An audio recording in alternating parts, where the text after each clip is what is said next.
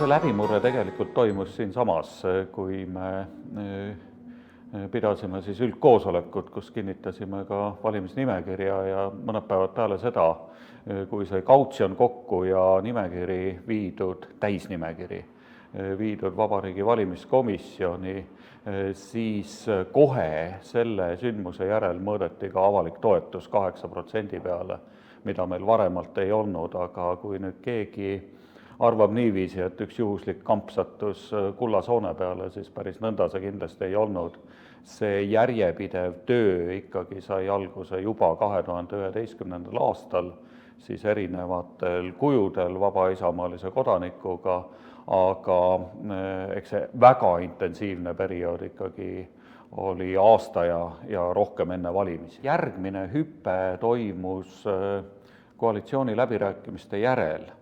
Eks seal ilmselt avaldas inimestele muljet ka see, et Vabaerakond jäi endaks ja ei lasknud endale nii-öelda kotti pähe panna, aga kindlasti mängis rolli see, et inimesed, kes enne valimisi veel ei teadnud väga selgelt, kes me oleme ja miks me olemas oleme, said seda meediast teada, siis toetus kahekordistus veel ja ma arvan, et järgmise hüppega läheb nüüd kindlasti aega, ma loodan, et see tuleb, aga see peab olema vaatega 2019. aasta valimistele. Liikmeskond, ma ikkagi usun, et see toonus on hea tänu sellele, et me tegime midagi erakordset. Sellisest nullseisust üles ehitatud erakonda siiski teist ei ole. Me peame vaatama nüüd järgmistele väljakutsetele ja need on kohalikud valimised. Need on ikkagi Riigikogu valimised 2019, see on erakonna sisemine kasvatamine, see on nüüd kõik need piirkonnad, esinduskogu ja kui kunagi ma ütlesin vist midagi niisugust, et sellise partisani salga asemel peab tulema nüüd korralik regulaararmee, siis väga kogenud ohvitseri Vello Väinsalu tegevjuhtimisel ma usun, et erakonna struktuuri ülesehitamine läheb nüüd täiesti õiges suunas. Erakond on ju see, millest toitub tegelikult terve fraktsioon. Fraktsioon on nagu vahetult seotud selle erakonnaga ja saab paljud oma ideed ja mõtted. Kui need vahel ka võtavad mingi teise vormi või teise sõnastuse, siis need saavad ju tegelikult ikkagi oma toidu ja oma aluse erakonnalt. Ja ma olen täiesti kindel, et see erakonna võim ja erakonna jõud, mis on olemas, et me ei ole lihtsalt veel kõike seda võib-olla avastanud. Nii nagu inimene avaneb kild killu haaval, siis ka uus erakond loob ennast ju iga päev uuesti. Ja ma pigem loodan just nimelt seda, et see erakonna enda avanemine ja uuesti sünd, et see jätkub. Ja seda võimalust, isegi sellise ohuna tulevikus, et fraktsioon sellest oma Eesti Vaba Erakonnast kuidagi eemalduks või kaugeneks, seda ei ole. Need hirmud, mis ikka kerkivad aega-ajalt, need on paratamatud, need kuuluvad elu juurde. Kui neid ei oleks, siis pigem ma ütleksin, et midagi on halvasti. Kõiki neid arutelusid, kõiki neid erinevaid arvamusi, kõiki neid vaidlusi, kõiki neid küsimusi tuleb võtta väga rõõmuga, rahulikult rõõmuga ja otsida kõigest sellest erinevusest alati seda ühisosa. See ühisosa on palju suurem. Vabaerakonnal kindlasti on väga eristuvad seisukohad väga paljudes küsimustes, olgu see demokraatia küsimus, olgu see erakondade rahastamine, ka see, et Eestis on vaja selge maksupuudatusi. Me oleme üldiselt erakond, kes tahab juba oma loosungist tulenevalt see aru pähe, tahab paljudes küsimustes siiski ka äärmuste vahele ehitada niisugust mõistlikku ühisosa. Ja võib-olla sellepärast on meid kritiseeritud, aga ma arvan, et kui me tahame ühiskonnana terveks jääda ja Vabaerakond tahab endaks jääda, siis me peame seda tegema. Kindlasti on see küsimus Eesti poliitilisest maastikust ja erakondade rahastamisest, et see on ülemäärane, et see suletud kartellimehhanism, jah, me tõestasime oma tulekuga seda, et seda on võimalik lõhkuda, aga see ei tähenda, et süsteem on hästi üles ehitatud, süsteem on siiski diskrimineeriv ja olemasolevate erakondade positsioone kindlustav, samuti valimistel küsimus avatud nimekirjadest, valija hääle suuremast kaalust. Kindlasti üks suur probleem, mille juurde me tahame minna, on seotud rahvastikuga.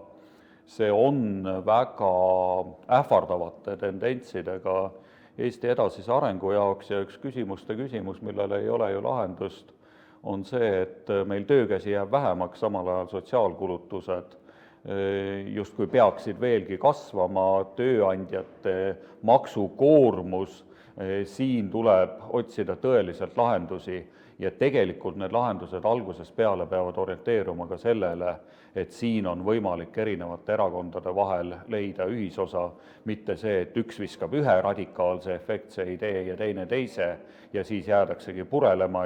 Vabaerakonna sisedemokraatia on mõeldud toimima niiviisi, et need algatused jõuaks ikka Riigikogu fraktsioonini. Kahtlemata fraktsioon peab ise töötama ja suur töö tuleb teha seal, aga mul on tõesti erakordselt hea meel, et väga mitmedki arupärimised, ettepanekud seaduseelnõudele on tekkinud just nimelt Vabaerakonna liikmete poolt ja nüüd see süsteem, mille me oleme käivitunud, et meie liikmed käivad meie Riigikogu esindajatel töövarjudeks, see on erakordselt palju juurde andnud. Mul endalgi oli selline kogemus, et oma töövarjuga järgmisel päeval esitasime ministrile küsimuse ja kohe tuli sealt ka arupärimine, et meil on väga potentsiaalikaid, oma erialal väga tugevaid liikmeid ja see tuleb kindlasti ära kasutada. Ja erakonna ülesehitus peab lihtsalt andma selle mehhanismi. Mulle tundub, et me oleme selles suunas päris pikkade sammudega liikunud. Mina olen nüüd see, kes on alati uskunud, et inimene saab kogemustega targemaks. Et kõik need kogemused, on need head või on need halvad, et need teevad inimest targemaks ja tark inimene toob need kogemused endaga kaasa. Kui me vaatame meie fraktsiooni, siis meil on igal inimesel on see kujunemine ja tema kogemused väga erinevad. Ja võt selliste välja kujunenud karakterite ja kogemustega, erinevate tahtmistega kohati, sellise fraktsiooni juhtimine on tõeline kunst, sest sa pead nendest kõigist tooma välja selle parima. See, mis mulle meeldib meie fraktsiooni juures, ongi, et meil on kogu aeg osatud seda iga inimese erinevat kogemust, tarkust, oskust vääriliselt hinnata. Sellist elegantsi Eesti poliitilisel maastikul, kus on ühendatud ühelt poolt tarkus, teiselt poolt see tasakaalukus, mida on vaja erinevate kogemuste üheks sidustamisel, see on meil alati üles leitud. See on meie fraktsiooni tugevus, sest et sellist soovi kõikide erinevaid arvamusi ikkagi kuidagi ühel joonel hoida, see on oskus ja seda oskust on meie fraktsiooni juhtimises alati olnud. Ma olen seda näinud esimesest päevast peale ja see on võib-olla üks kõige ilusamaid ja kõige elegantsemaid asju, mis meie fraktsiooni õhustikku, meeleolu ja ka seda tuleviku suunatust lubab uskuda ja lubab selle järgi ka käia. See on väärtus.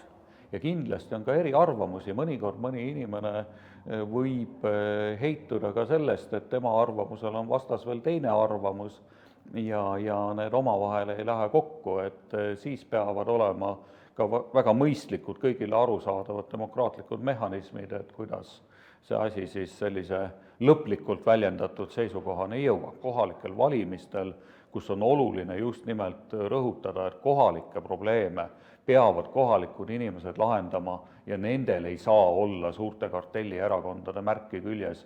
Kui tahetakse tulla Vabaerakonna nime alla, meie oleme avatud, aga ma arvan, et sama hea on minna välja kohaliku valimisliiduga, mille ideed siis Vabaerakond toetab.